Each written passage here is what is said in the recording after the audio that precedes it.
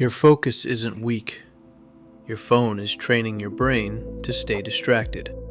Every notification, every short video, every endless scroll is damaging your attention span. Your brain gets used to constant stimulation, and silence starts to feel uncomfortable. The problem isn't laziness, it's dopamine overload. Your attention is being consumed every single day. Your brain now expects fast entertainment, instant rewards, constant stimulation. So when it's time to study, your mind escapes.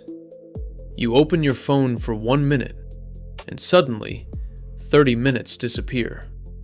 Not because you're weak, because your brain is being trained to chase distraction. Step 1. Create distance.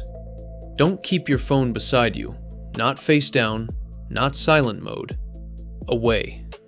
Make distraction harder to reach. Step 2. Reduce short content.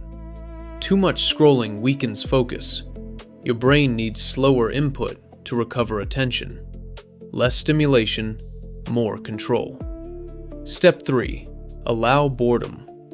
Stop filling every silent moment. No phone while waiting, no scrolling during breaks. Boredom is important.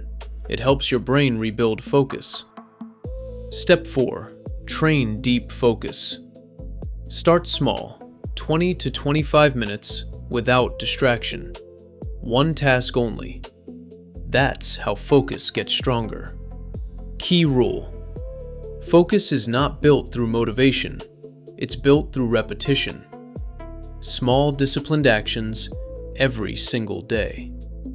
Common mistake. Most people try to fix focus while still feeding distraction all day. That never works. You cannot build attention inside constant noise. In the ending, your focus can recover, but only if you stop feeding distraction every hour of the day.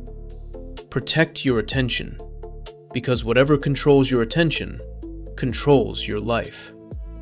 If you want to build real discipline, subscribe to Focus Foundry. New videos every week.